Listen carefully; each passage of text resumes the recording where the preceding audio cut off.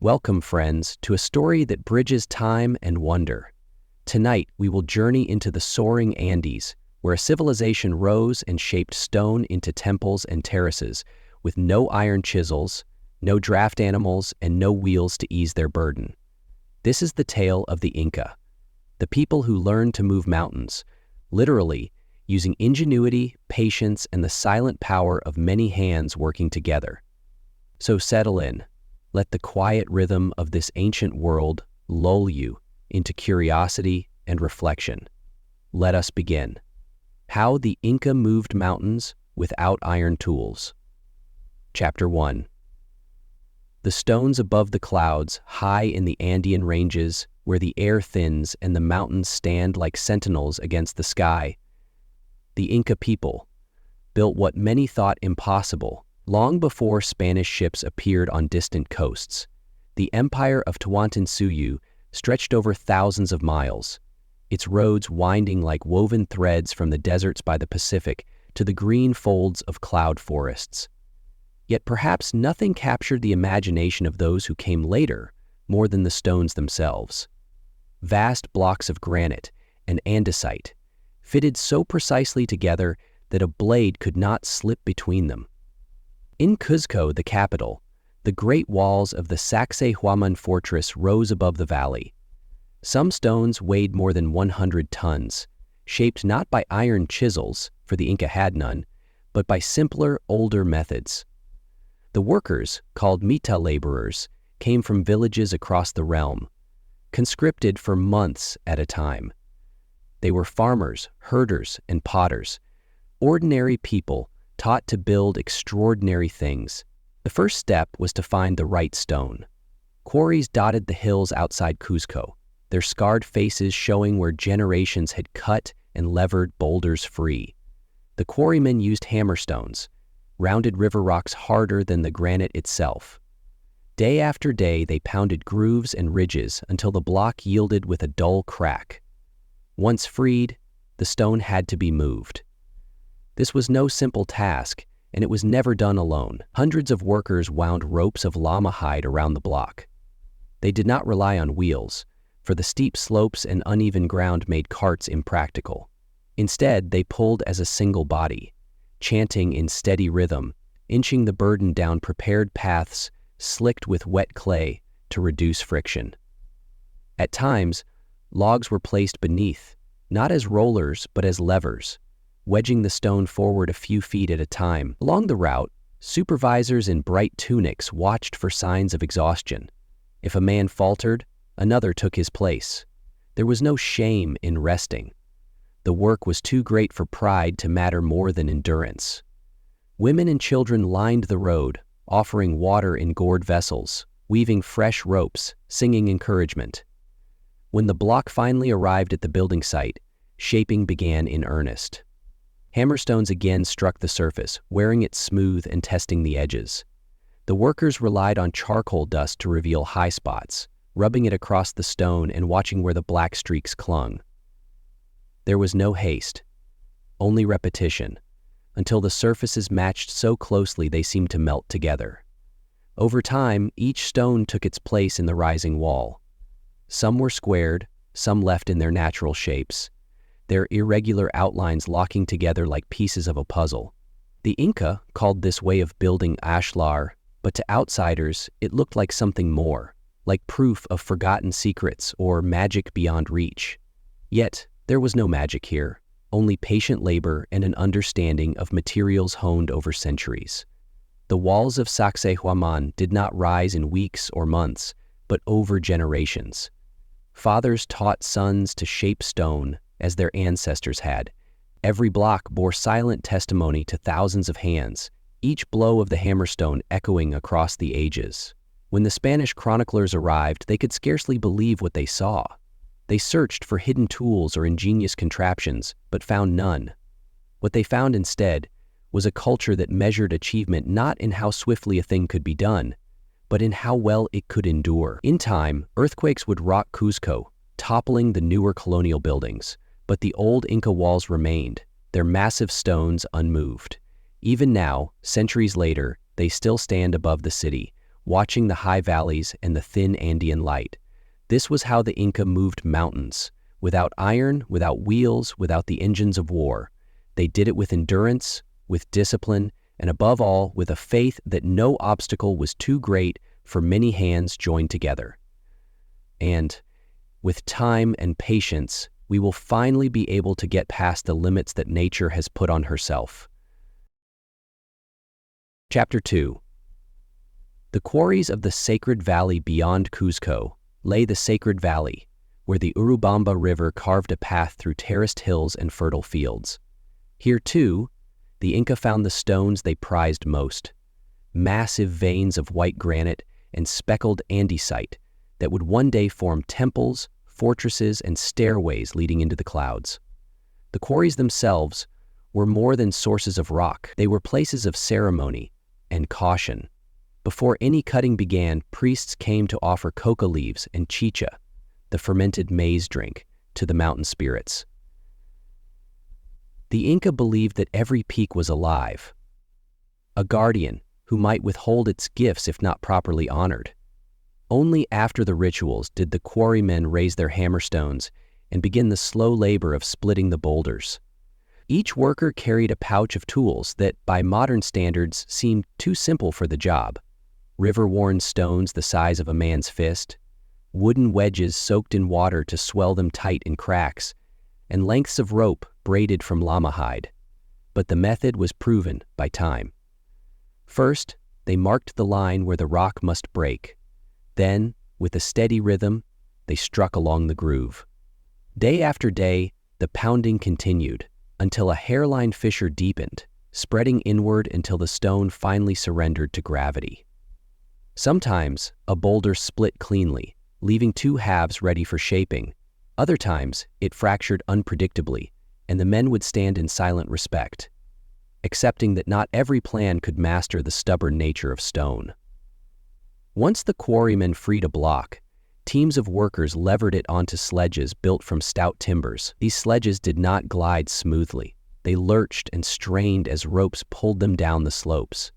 Even so, they were safer than trying to roll such weight uncontrolled.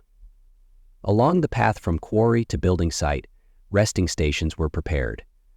Flat clearings where workers could stop and regroup. Here, jars of water stood in shaded alcoves, and baskets of maize cakes and dried meat waited for the exhausted teams. It was said that no man ever moved a stone alone, not only because it was impossible, but because it was unthinkable. Each block was the work of a community, a demonstration of shared purpose.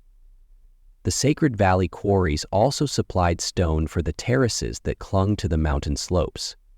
These terraces were not only farmland, but also an answer to the Andes themselves, a way to prevent landslides and erosion. Long before the Inca expanded their realm, smaller cultures like the Wari had built terraces in these hills. The Inca inherited the idea and perfected it, creating thousands of acres of stepped fields that turned steep inclines into fertile gardens. In Ollantaytambo, a royal estate and fortress, the largest stones of all began their journey from a quarry across the valley floor. These monoliths weighed more than 50 tons, and to move them, the Inca built special causeways of packed earth and gravel.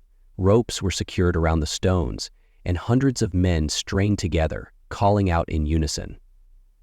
Spanish accounts would later marvel at these feats, unable to imagine such massive labor without wheels or draft animals.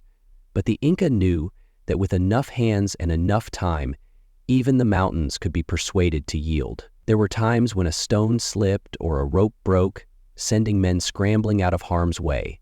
When accidents happened, work paused. Offerings were made again to the mountain spirits. The Inca did not curse misfortune.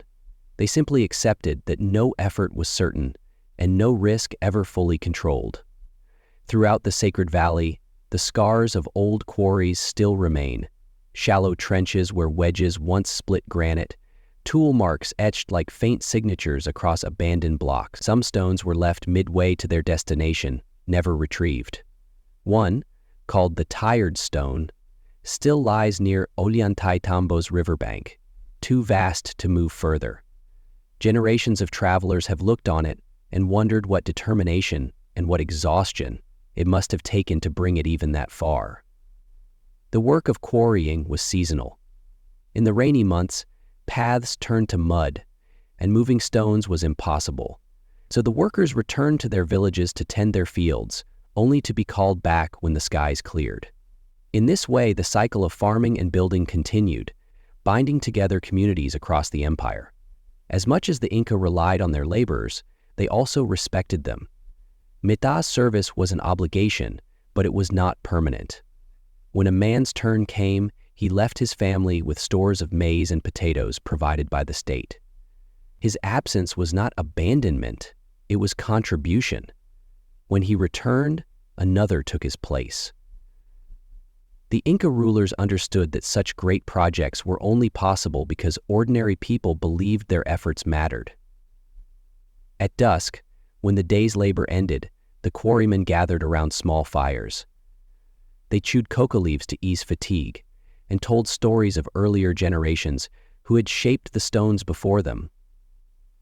In these moments, the walls of Cuzco and the terraces of the Sacred Valley were not distant monuments. They were living memories, proofs of what many hands, joined in purpose, could create. As night fell over the quarries, the stars emerged bright and cold above the Andean peaks. Among them shone constellations the Inca knew well: the llama, the fox, the river. They believed the sky was a mirror to the world below, a reminder that every stone lifted from the earth was part of a larger design. And so, in darkness and in daylight, the work continued, one blow at a time, one season at a time, until the mountains themselves seemed to yield to human will, not through conquest, but through patient understanding. Chapter 3: Roads of the Empire.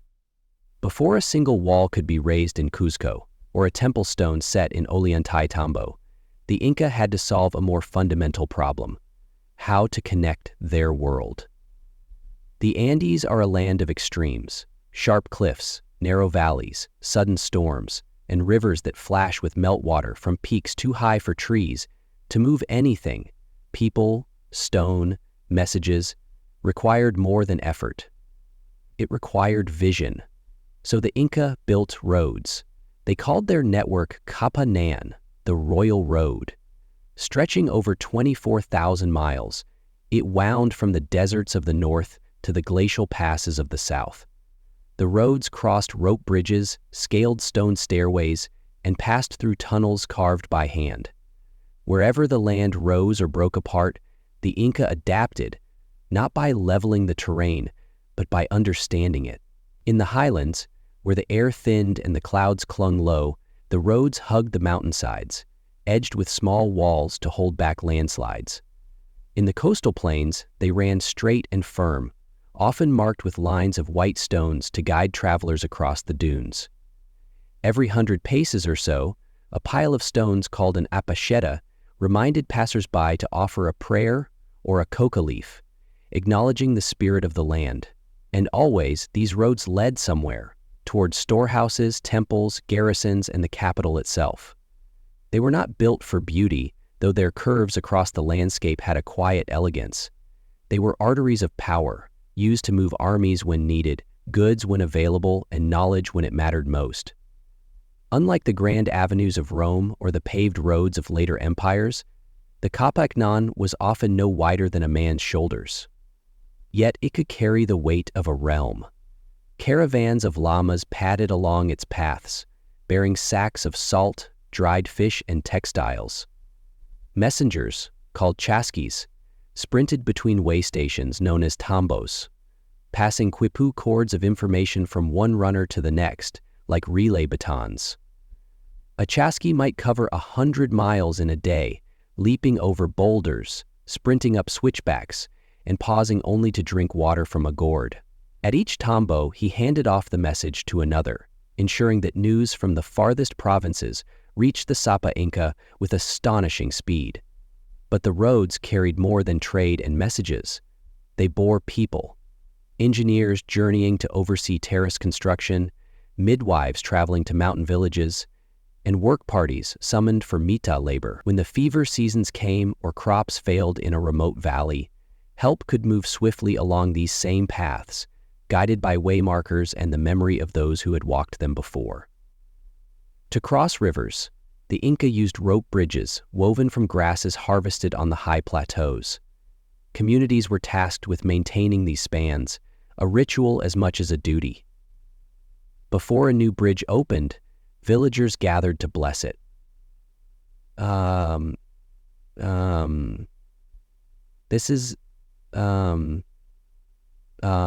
They tied in their own strands, anchoring their labor to the bridge's strength.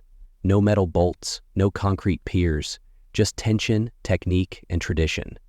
In remote places, narrow staircases were carved directly into cliffs. The steps were uneven, often without rails, but those who used them did so with confidence. Even children learned to carry water up these paths, baskets strapped to their backs, eyes fixed on the trail, not the drop below. The roads also reflected the Inca belief in harmony. Where possible, they curved with the mountains instead of cutting through them. They passed sacred sites, springs, carved stones, ancient huacas, with respect, sometimes detouring so as not to disturb the power believed to dwell there. For the Inca, engineering and spirituality were not opposites, but companions. Travel along these roads was not taken lightly. Each village along the way maintained food stores for weary travelers. Officials kept ledgers, tracking who passed and for what reason. Foreigners could not use the roads freely. Permission was granted only by Inca administrators, who guarded the movement of people as carefully as that of goods. Even emperors respected the network's rhythm. When the Sapa Inca traveled, the roads were cleared in advance. Priests and nobles prepared resting houses. Farmers lined the route with flowers or clay torches. The journey was both spectacle and statement, a reminder that the Inca ruled not just from above, but from within the very veins of the land. One story tells of a team of builders summoned from the northern deserts to aid in a new project near Lake Titicaca. The call came not by decree, but through quipu and relay runners. Within days, the workers had packed their tools, simple yet precise, and followed the road south. When they reached the high passes, snow still dusted the stone slabs, yet the path remained firm beneath their feet. In every tambo, they found food, warmth, and instructions awaiting them. By the time they arrived at the worksite, the foreman had already measured the slope and drawn marks with red ochre on the rock face. The labor could begin at once. The road had not only moved them, it had prepared them. Even centuries later, when Spanish chroniclers marveled at the Inca roads, they could not fully understand them. They saw stone and span, incline and curve, but they missed the deeper structure, the social architecture that supported every mile, the weavers who made the bridge cords, the villagers who refreshed the tambos, the children who learned early the rhythm of footfall against stone.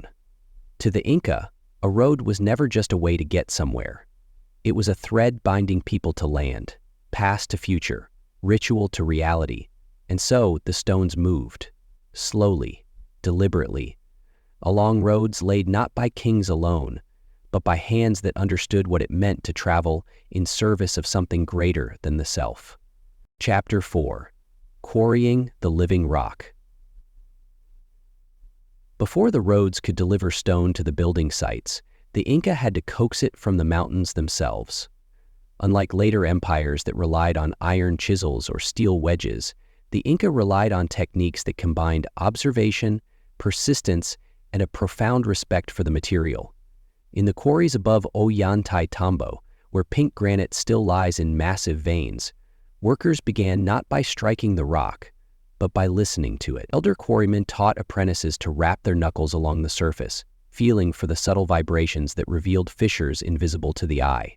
The sound told them which parts of the cliff were ready to yield and which would resist. Once a promising section had been found, teams of laborers assembled to begin the slow process of separating a single block. They used pounding stones from ground red wood derived from the trees and drove them against the chosen line again and again. Like pounding stones, the sand held the blocks held in the hand and drove them against the chosen line again and again. To an outsider, the process would have seemed impossibly inefficient. But over days and weeks, the repeated impact bruised the crystalline structure within, creating a fracture line that could be widened with wooden wedges.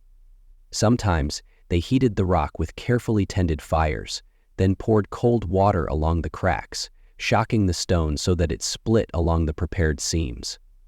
This method required patience and caution, for a misjudged blaze could damage the block beyond use. Fire was never employed carelessly. It was a tool to be respected, not a shortcut to brute force. Once the block was freed, ropes of twisted fiber, often made from iku grass, were looped around its flanks. A chorus of voices coordinated the labor. On signal, teams heaved in rhythm, dragging the slab down a slope smoothed with river pebbles and wetted with water to reduce friction. Sometimes logs were laid as rollers. In other places, especially in steep country, no rollers could be used at all, and only the strength of many bodies working together kept the stone from slipping free. A chronicler of the Spanish conquest, staring in disbelief at a half-finished temple, asked an old mason how they had moved such stones. The mason is said to have answered simply, "With many hands and time enough." It was an answer the chronicler found unsatisfying, but it was the only one the Inca recognized as true. In each quarry, a supervisor known as the Apuku na Kamuik, the master of the stones, oversaw the work. He carried no elaborate badge of office, but everyone knew him by the way he walked the site, pausing to check each wedge, each groove, each pile of tools. He could tell, by the angle of a cut or the tension on a rope, when a block was ready to move or when it must rest another day. Sometimes, the Apuku na Kamuik called for a ritual offering before the final pull began.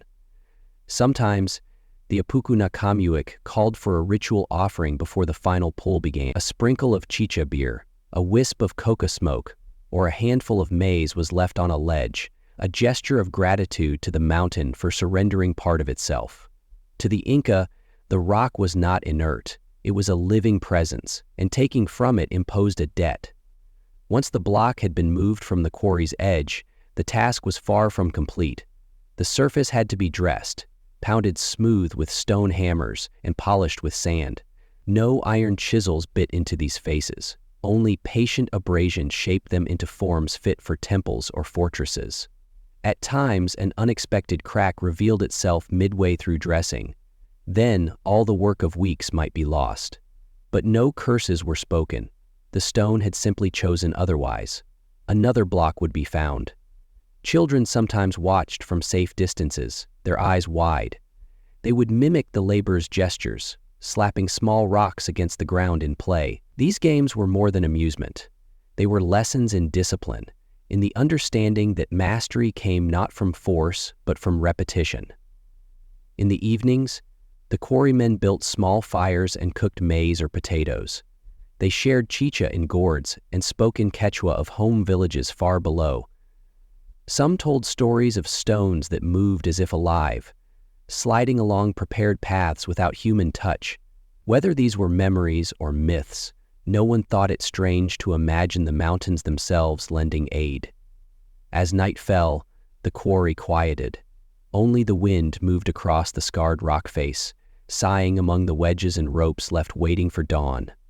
To an outsider, it might have seemed a place of desolation, but to the Inca, it was a sacred workshop, a place where human effort met the patience of the earth. When the time came to transport the finished block down to the valley, a great labor was organized. Dozens, sometimes hundreds of men were summoned. They did not arrive alone. With them came women to prepare food, children to carry water, and elders to supervise the rituals. Moving a single stone could take weeks. Yet no one questioned the necessity. The work was not a burden laid on individuals. It was a communal undertaking, a proof that the Ailu, the kin group, could achieve what no person alone could even attempt. One Spaniard later recorded that seeing such an operation was like witnessing a festival more than a construction project. He failed to understand that for the Inca, the two were never separate. Work was bound up with ceremony. Progress was measured not only in distance moved, but in the dignity maintained. By the time the block reached its destination, it had already absorbed the effort of many lives. The calloused hands of quarrymen, the breath of singers urging the rope teams on, the quiet vigilance of the Apukuna Kamayuk, who watched and waited for the mountain's consent. In every mark and polish, you could read the story of how it had come down from the heights. And so, stone by stone, the foundations of Inca cities rose, not by iron, not by slaves chained to their labor, but by the will of people bound to one another and to the earth that provided their material and their meaning alike. Chapter 5. Roads for Giants. High in the Andes, where the clouds brushed the ridgelines and the sun turned stone to gold by midday, the Inca built a road system so vast that it still scars the landscape centuries later. Known as the Kapakanan, the Royal Road, it was more than a means of travel. It was the spine of an empire, a living thread that stitched together coast, jungle, and highland in a web of remarkable cohesion. The roads wound through terrains that would have daunted even the boldest travelers: icy passes, shifting valleys, cliffs that dropped away into clouded voids. And yet, the Inca laid their paths without the use of wheels, iron, or draft animals. They relied instead on human ingenuity and the quiet endurance of those who laid each stone by hand. Each stretch of road was overseen by local communities, and the site was a place where the past was memory, and where honor was present as idol, again and again. And yet, these were not slaves, but mita laborers, men and women who gave a portion of their time each year to serve the state.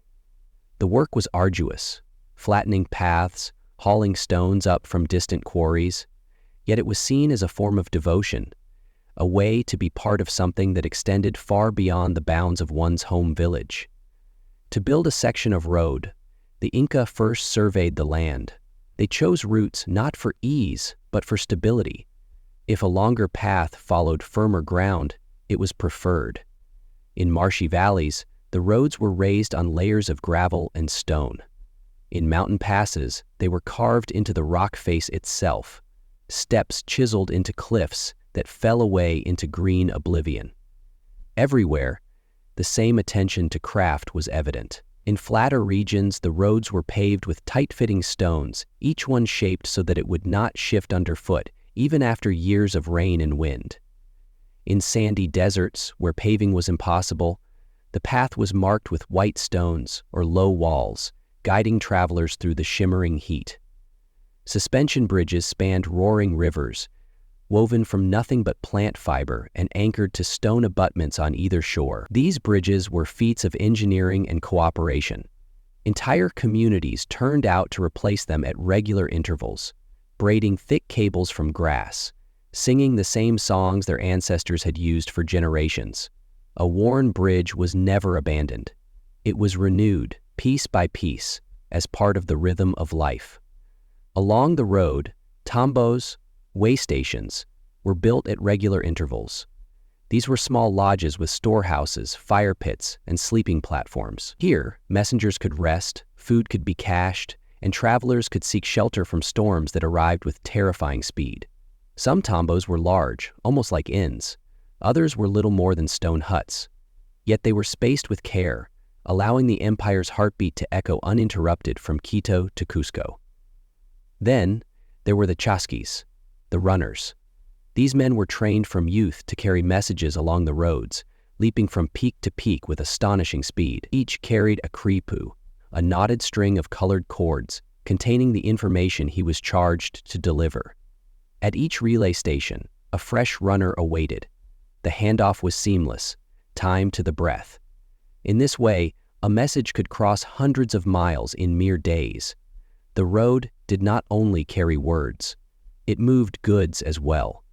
Textiles woven in far villages, cocoa leaves from the eastern slopes, dried fish from the coasts of the sun. Everything traveled on foot or on the backs of llamas. each step measured against the slope of empire. To maintain this system, the Inca relied on memory and local responsibility. Every village was charged with caring for the road that passed through its territory. If a storm washed out a section, it was repaired. If a bridge weakened, it was rebuilt. There were no overseers from the capital hovering with threats. Instead, there was pride. Pride in the smoothness of the stones, the straightness of the walls, the way water drained cleanly from the ditches. Children were taught to sweep the path before the runners passed.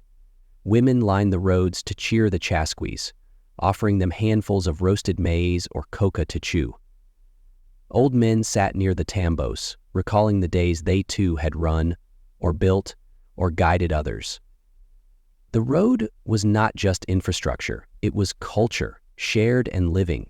Spanish chroniclers later marveled at what they found. One wrote that the roads of Peru were better than those of the Romans. Another wondered aloud how so primitive a people, his words, not histories, could have achieved such mastery.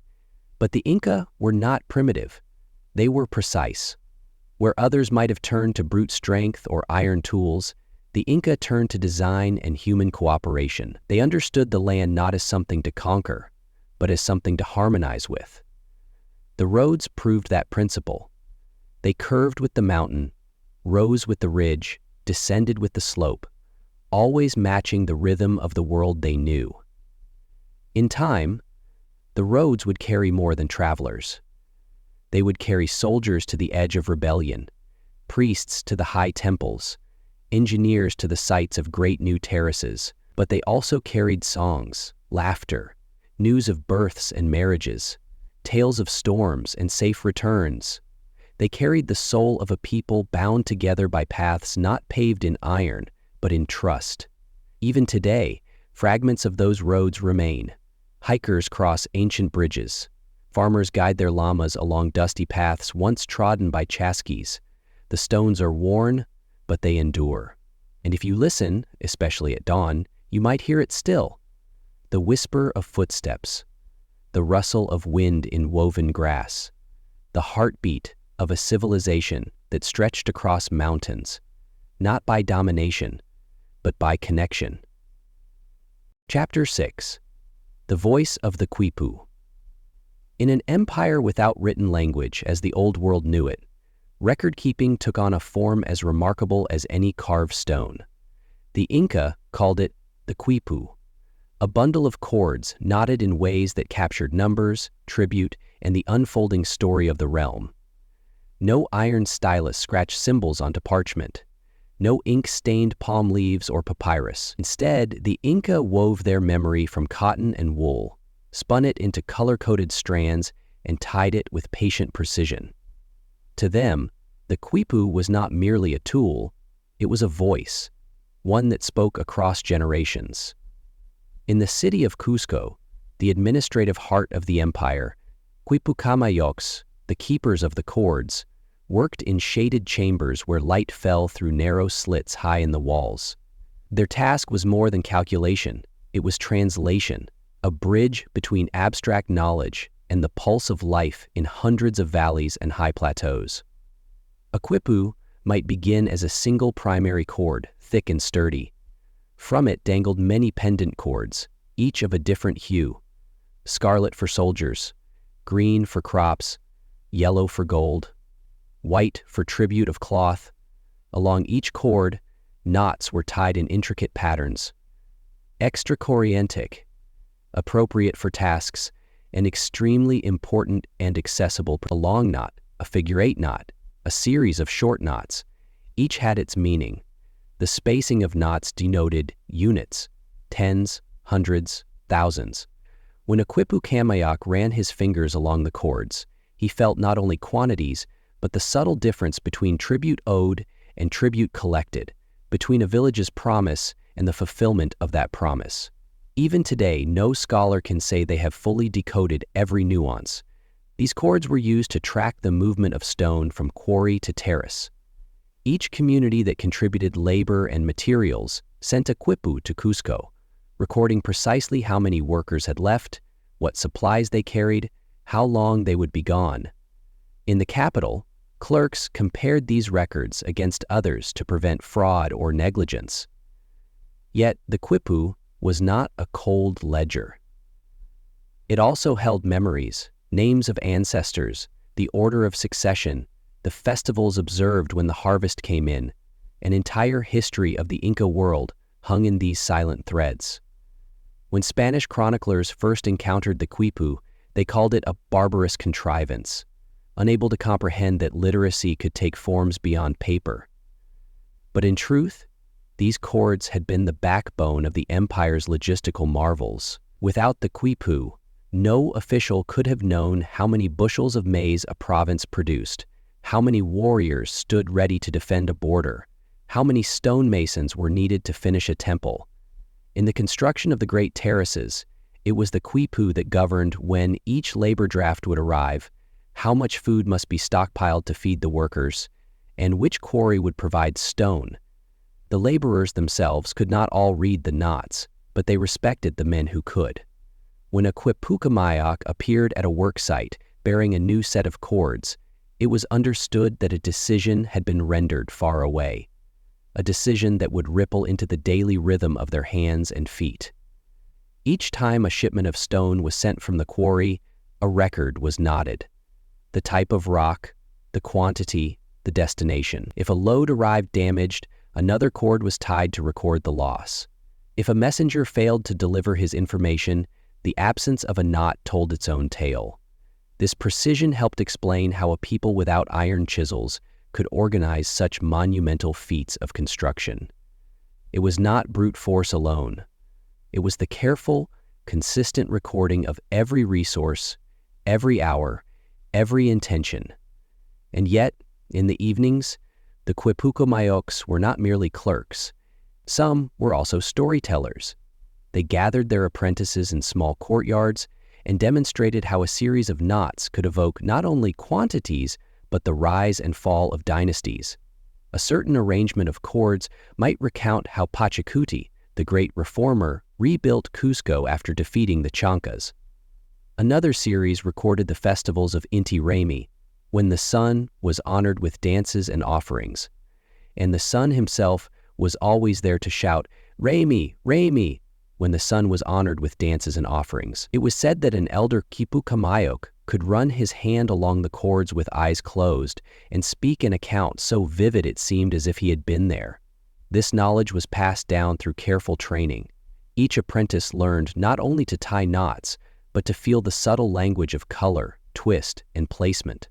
The Spanish conquerors, wary of anything that preserved Inca identity, soon forbade the use of quipu. Many cords were burned, many keepers executed or forced into silence. But some quipucamayoch hid their cords in caves or buried them in clay jars, convinced that the memory of their people must survive, even if hidden. In recent years, archaeologists have recovered hundreds of quipus from dry coastal valleys and sealed storerooms. Their knots remain tight, the colors astonishingly bright. Though their precise meanings are partly lost, they whisper of a time when memory was woven by hand and a single length of cord could hold the weight of an empire's trust. Standing in a museum today, gazing at those quiet bundles, one can almost imagine the rhythm of fingers tying knots, the hush of an apprentice holding his breath as he committed the pattern to heart. The quipu was not merely a record. It was proof that human ingenuity could overcome the absence of iron, the absence of written script, the absence of anything but the will to remember. And so, just as the Inca roads had stitched the empire together across mountains and rivers, the quipu stitched minds and generations, binding memory to fiber in a language that endures in silence. Chapter 7. The Stone Singers. Each morning, when the first threads of light touched the heights of the Andes, the quarrymen rose to begin their solemn labor. Some of them were veterans of many seasons. Others were young men whose fathers had shaped the same cliffs. All shared the same respect. A reverence so profound, it was almost religious, for the living rock that yielded the raw bones of Inca cities. Before any chisels were lifted, the workers stood in silence, facing the cliff face. The foreman, an older man named Rimak, would raise his hands in a quiet invocation. Though they had no iron or steel, they believed the mountains themselves offered instruction, signs in the hairline cracks, the gentle seams that hinted how a boulder might agree to separate. Once the day's work began, the quarry filled with a rhythmic chorus. The muffled thump of stone hammers, the rasp of wooden wedges driven into crevices, the splash of water poured to widen the gaps. The tools were deceptively simple: copper chisels, heavy pounding stones, levers of hard wood. But the skill lay in understanding precisely where to strike and how much force the mountain would tolerate before splitting cleanly. At midday, the workers rested in the scant shade of overhanging ledges, sharing maize cakes and gourds of chicha. They spoke little. The mountain seemed always to be listening. If a man was careless or boastful, the older quarryman would remind him that pride brought accidents, and accidents were invitations to the wrath of the apus, the spirits of the peaks. When the sun declined, Rimak inspected the day's progress. A block might be marked with white pigment, indicating readiness for transport. A failed cut would be marked with a cross, meaning the workers must return the next day to coax the stone free. Occasionally, a boulder would crack in an unexpected way, revealing hidden seams or flaws that made it unusable. On those days, the men paused their labor. It was customary to sprinkle coca leaves over the broken face of the rock, a small gesture acknowledging that the mountain had its own will and would not surrender every stone. The most skilled among them were called the stone singers. These men had an uncanny ability to read the language of fractures and echoes. They claimed that if you laid your cheek against a slab and closed your eyes, you could feel vibrations, like the murmur of a hidden heart, that guided your hand. One afternoon, Rimak demonstrated this for a young worker, who struggled to split a stubborn outcrop. The old man pressed his palm flat against the stone, his face serene. Then he tapped it with a rounded hammer, listening intently to the hollow reply. Without a word, he marked a line in chalk. When the wedge was driven there, the block sheared away with a clean sigh, as if the mountain itself had agreed. It was not magic, though it felt like it. It was generations of patient learning passed from one set of hands to the next. When the block fell free, the men paused to touch the fresh surface, still warm from the strain, and then set about shaping it into a form the masons would recognize. As the day ended, the quarry fell silent again. The stone singers gathered their tools and filed back down the narrow path to the workers' encampment. There, by the communal fires, they might at last speak freely, comparing techniques, recounting the odd humor of the mountains, remembering the elders who had taught them. No iron tools had ever touched those boulders. No written plans dictated their work. Yet the blocks they prepared would travel miles, up and over precipitous ridges, to become walls so precisely joined that centuries later, no blade could slip between them. In the quiet dusk, Rimak looked back one last time at the quarry face. In the fading light, the fresh-cut stone gleamed like the tooth of some buried giant. He nodded, satisfied that the mountain had lent them another piece of itself, and that, in return, they had honored it with care. Chapter 8. The Road Builders. Once the stone blocks were shaped and deemed worthy, they faced an equally astonishing journey: the long descent from the high quarries down to the network of roads the Inca had woven across the empire. These roads were no ordinary paths. They spanned mountains, crossed rivers, and stitched together cities and villages in a lattice of ambition and necessity. Long before any block arrived, teams of road builders prepared the way. Some labored to smooth the paths with gravel and packed earth. Others reinforced the sides with retaining walls of smaller stones, fitted so skillfully that even floods could not tear them apart. At the steepest stretches, They carved shallow steps into the bedrock itself, so the haulers could gain their footing. One such road builder was a woman named Quilla, whose family had worked on the royal roads for generations. She had learned from her father how to choose the right stones for paving, how to gauge the angle of a slope so that water would drain but not erode the surface.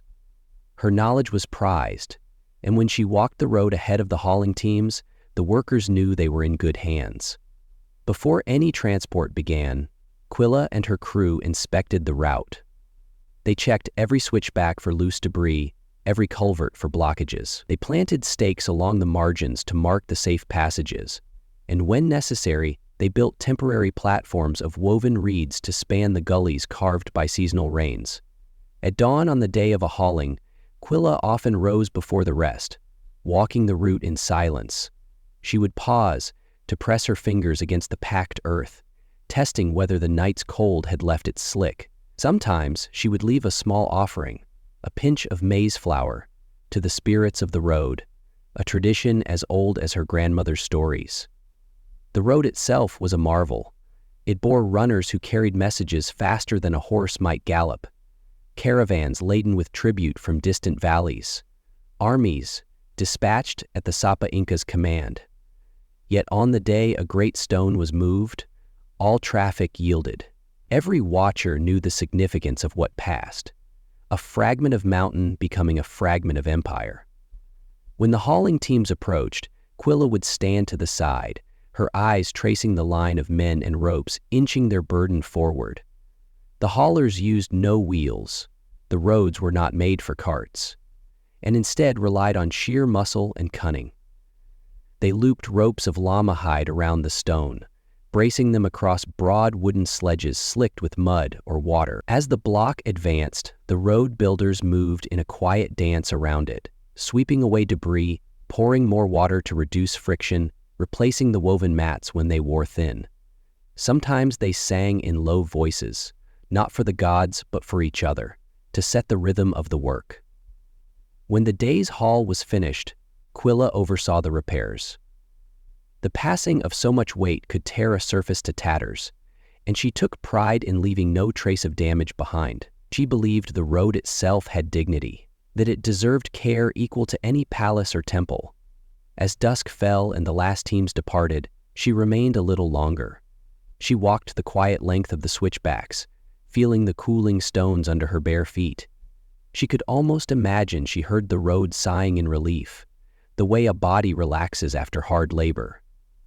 Though no record in quipu mentioned her name, she was one of the countless who made the Great Stone's journeys possible. In the empire's official stories, her labor might have been a mere footnote. Yet without her vigilance, no stone would ever have reached its destination intact. When she finally turned for home, lantern in hand, she left behind a road ready for tomorrow's burden. And for all the burdens still to come. Chapter 9. The Bridges of Grass. Once the stones passed the winding roads of the mountains, they often faced their most daunting obstacle, the gorges that split the highlands into 1,000 ravines. Rivers like the Apurimac and Urubamba cut deep into the land, swift and cold, carving channels no ordinary causeway could cross.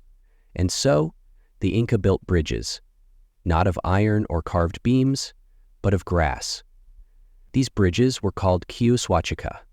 They were woven from countless strands of ichu grass, gathered on the high slopes, where it grew tough in the thin air. The work of weaving began months before any stone was ready to move. Entire villages were summoned for the task, for it was labor no single family could accomplish alone. In the community of Huinchiri, an elder named Amaru supervised the preparations. His hands were gnarled with age, but his mind held every detail of the bridge's construction, passed down in a chain of memory stretching back generations. On the day the work began, he led a procession to the riverbank, where the old ropes of the bridge hung, frayed and weary. There, the villagers cut the old bridge free. It fell into the water with a final splash, to be carried downstream and vanish among the rocks. They believed this ritual honored the river, reminding all who watched that nothing built by human hands was permanent. Then came the gathering of grass. Men, women, and children fanned across the slopes, their arms laden with fresh-cut ichu. Each bundle was twisted into rope, each rope coiled and braided into cables thick as a man's thigh. For days, the air was filled with the soft rasp of fibers pulled tight, the chant of voices keeping time. When the cables were ready, they were hauled to the cliff edges and anchored to great stone posts buried deep in the earth. Amaru oversaw every knot, testing each binding with his own weight. No matter how many times he had watched a bridge take shape, he never trusted any rope until he had leaned against it himself. As the final step, the villagers lashed smaller ropes across the main cables, weaving the walkway plank by plank. Now that one side had been formed over, the villagers waited with equal pace, the same line they had been on when they had gone to work on the cables. When it was finished, the bridge swayed gently in the mountain wind, a living thing woven of grass and faith. The morning the stone-hauling teams arrived, the bridge was tested once more. 4 men crossed in unison, stepping in a practiced rhythm so the cables did not whip and pitch beneath them. Once satisfied, Amaru signaled with a lifted hand. The crossing could begin. Moving a massive stone across such a span seemed an impossibility to outsiders, yet the Inca had learned to do it through a mix of preparation and precision. The stone was bound to a wooden sledge fitted with long poles at each corner. A pair of teams guided the sledge forward, inch by inch, each movement matched by men on the opposite side, hauling in counterweight. Spectators lined the cliffs, silent except for the low murmur of prayers. No one dared to cheer or shout. Any distraction could tip the balance. Midway across, the bridge sagged with the stone's weight, ropes creaking like timbers in a storm, but the bindings held. When at last the stone reached the far side, Amaru allowed himself a quiet sigh of relief. He knew every crossing was both a testament to skill and a challenge to fate. Once the block was clear, the teams rested in the shadow of the cliffs. They shared bowls of chicha and strips of dried llama meat, their voices rising at last in laughter. Ha-ha! Haswe, miwa, sito, manas, midiege, milas, minige, manas, minige, manas, minige, manas, minige, manas, minige, manas, minige, minige, manas, manige, manas, manas, manas, manas, manas, manas. The bridge swayed behind them, its cables bright in the sun, proof that grass could do the work of iron when shaped by many hands. That night, as the stars brightened over the gorge, Amaru sat alone beside the anchor post. He traced the grooves worn by generations of ropes, feeling the continuity of a craft that would outlast any monument.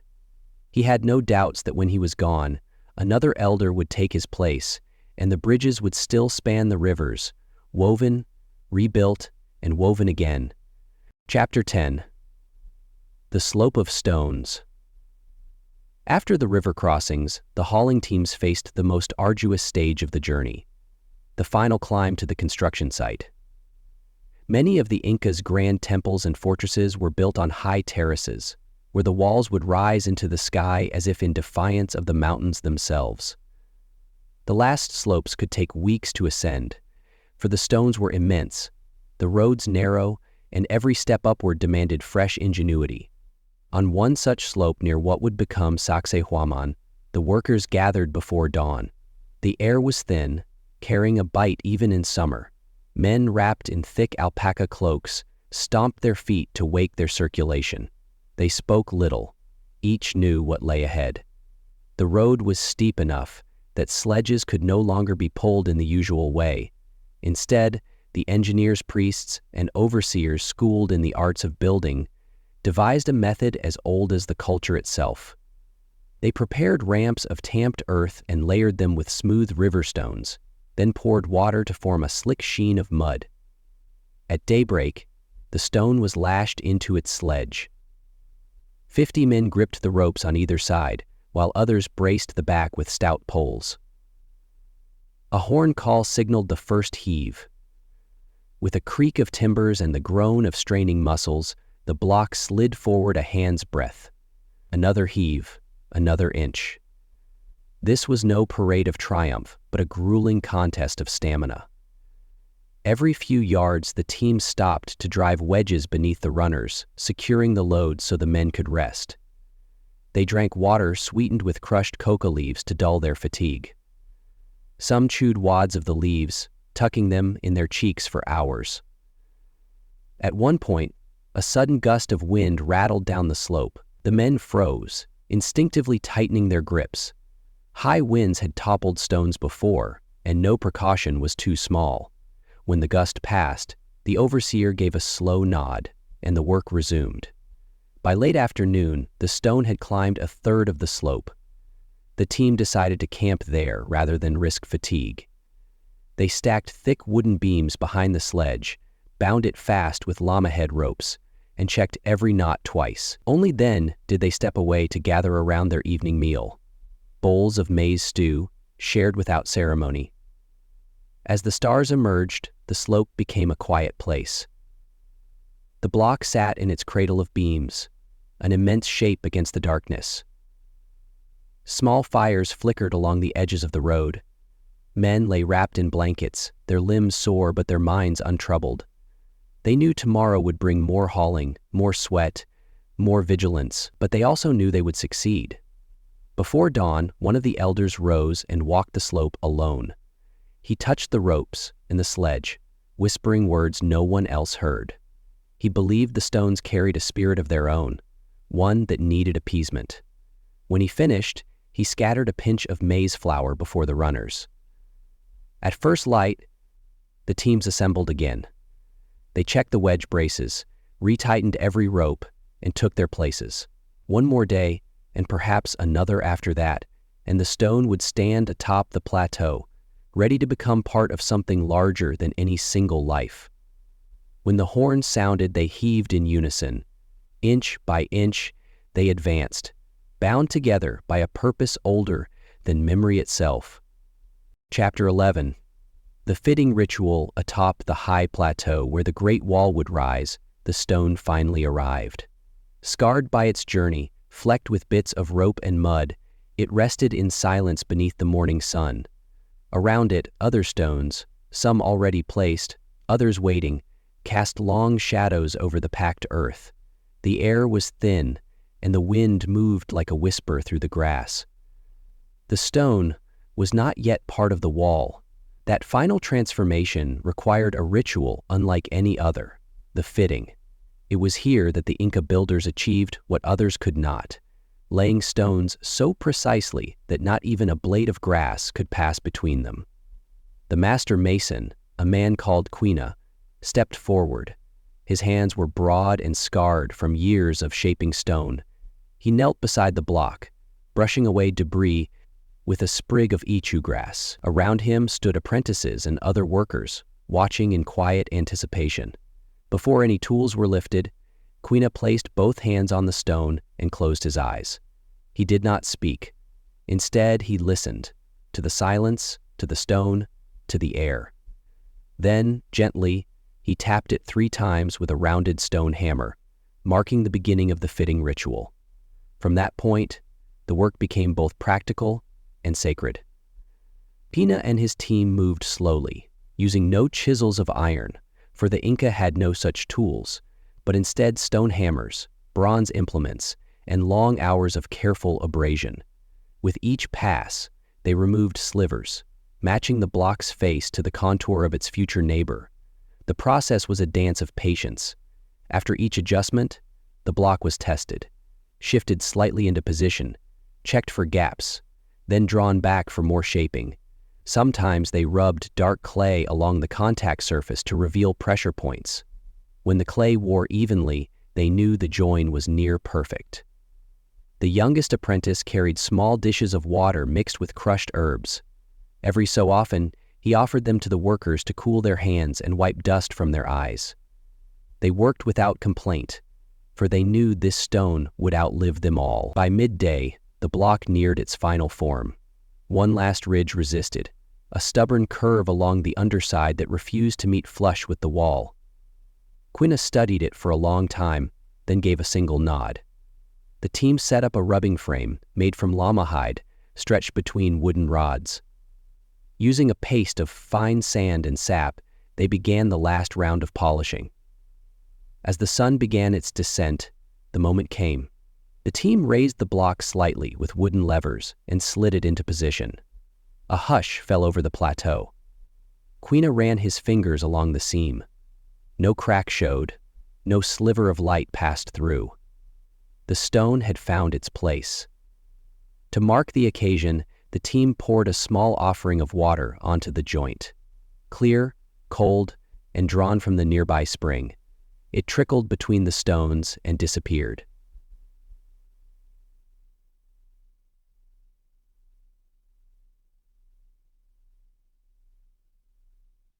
Hinqua de Long, Kinki de Toshi, a blessing and a seal. That evening, the workers sat beside the wall they had raised. They passed around a pouch of roasted maize and a skin of fermented chicha. No speeches were made. The stone spoke enough. It stood not only as a monument to their skill, but as a promise that no matter the hardship of the road, the land would hold them, stone by stone. And in the dusk light, the wall shimmered, quiet, unyielding, and alive. Chapter 12. The Wall That Remembered. The newly placed stone settled into the wall like it had always belonged. Around it, other blocks stood tightly bound, not by mortar or nails, but by the pressure of intention. The entire wall, now stretching like a spine along the edge of the plateau, seemed to breathe with its builders. The workers did not leave immediately. For days after a fitting, they returned to watch how the stones responded to the sun, the rain, and the wind. It was said that a stone which cracked in silence might have been placed too soon or without the right patience. So they watched and listened. At dawn, shadows would creep along the seams of the wall. Birds perched on its edges. Lichens had not yet begun their crawl across the surface, but even the bare rock looked aged, as if it had emerged from the earth already ancient. Quina, the master mason, remained near the site longer than most. He had no family to return to. The wall was his kin. Each evening he walked its length, running his fingers over the invisible joins. He never named the stones, but he remembered each one. He knew which had come from which quarry, which had bruised the most shoulders on its journey, and which had resisted shaping until the final hour. It was during one such walk that a tremor came, just a flicker beneath his feet, as if the earth had drawn a deep breath. Others might have stumbled, but Quina only paused. He looked to the mountains, whose peaks glowed red with the last light. Then he looked to the wall. It did not move. It did not shift. The Incas had known earthquakes. Their empire sat on fault lines older than cities. That was why their walls were built without rigidity. The joints were angled, the stones polygonal, each block pressing against its neighbors like hands in prayer. When the earth shook, the walls did not crack. They swayed, and when the shaking stopped, they stood. Quina exhaled and touched the seam between two of the largest stones. "You remember?" he murmured. "Good." The following morning, apprentices gathered around the site for one final lesson. They brought their own tools: stone hammers dulled from repetition, clay pots of polishing sand, thin brushes for clearing dust. They thought they had come to hear techniques, but Quina offered none. Instead, he led them along the wall, stopping every few paces. "This is what lasts," he said. "Not the block, not the skill, but what we shape together." He placed a hand on the wall and held it there. The younger masons followed, a line of hands on stone. Then he stepped back. "You will go to other mountains," he said. "Build temples, terraces, storehouses, but remember this wall, not for its size, but for how we moved it, for how it listens." The apprentices bowed their heads. There was no ceremony, no record to mark the moment, but something passed between them, like breath held in stone. Years later, long after the builders were gone and the empire had fallen, the wall still stood. Its stones remained unbroken by time, untouched by mortar, held fast by the shape of understanding. And those who wandered the ruins, explorers, villagers, children, would pause before it. They'd press their palms to the ancient surface and wonder, how did they do it? How did they move this here? The wall never answered. But if they listened closely, in the silence between breezes, they might feel it. Not words, but weight. Of memory, of movement, of something built to hold and never let go. Chapter 13. The roads that never ended in the high valleys where clouds wrapped the peaks in gauzy shrouds. The Inca roads unfurled in impossible lines. From the sea to the jungle, from the sacred city of Cusco to the farthest reaches of the empire, the stone paths stitched everything together. They were more than roads. They were veins through which life traveled, messengers sprinting with knotted quipus, herders driving llamas burdened with maize and salt, pilgrims carrying offerings to forgotten shrines. Among those who walked these roads was a young runner named Tupa. He had been trained since childhood to read the land with his feet. No sandals ever lasted him long. He preferred to feel the cold press of stone on his soles, to sense each ridge and hollow. Tupa's journey began before dawn, when the frost still clung to the grass. He carried a message woven into a quipu, a sequence of colored cords, each knot encoding a count, an order, a record. In his hands, the knowledge of 100 farmers and 1,000 terraces traveled faster than any river. At first, the path was familiar, the smooth, wide stretches near the royal road, edged by walls of white granite. At first, the path was familiar, a sequence of counts, of quanto, a level with desert, eggs, and tupa. It took a few minutes to create the ward of the waiting quipu, and despaired the whole task within a few hours. He carefully carried the ward. He took the wagon to the city and loaded it with wrappings made from fine cedars. But as he climbed, the stones gave way to narrower tracks, where one misstep could mean a tumble into nothingness. Even here, the Inca masons had carved stairs into the living rock, polished smooth by generations of passing feet. When Tupa stopped to drink from a clay gourd, he looked out over the valley. Far below, terraces curved like green waves. Above, peaks stabbed into the blue. He thought of the ones who had laid these paths, block by block, years before he was born. He thought of how each road was an echo of their will. He continued on, past shrines marked with bleached skulls, past small shelters where travelers might rest. At each way station, he left a word of thanks, not because he believed the stones could hear him, but because gratitude was a habit he could not abandon. At midday, the sun pressed hard against his shoulders. Tupa passed a caravan of traders guiding llamas laden with textiles. One old woman raised a hand in greeting. He returned the gesture without slowing. The message had to arrive by nightfall.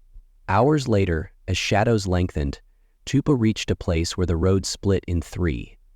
A small marker stone stood there, engraved with symbols only runners learned to read. He knelt to trace the carvings, double-checking. Before choosing the path that led down toward the coastal plain, his legs ached, his breath came ragged. But the quipu in his hand was proof that he was part of something far larger than himself. Every knot, every color, was a thread in the cloth of the empire.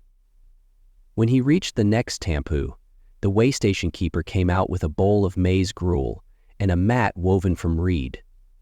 Tupa handed over the quipu, feeling its weight lift from him like a burden and a blessing all at once. "You came quickly," the keeper said, unspooling the cords. Tupa only nodded. He knew there was no prize for speed, no chorus of praise.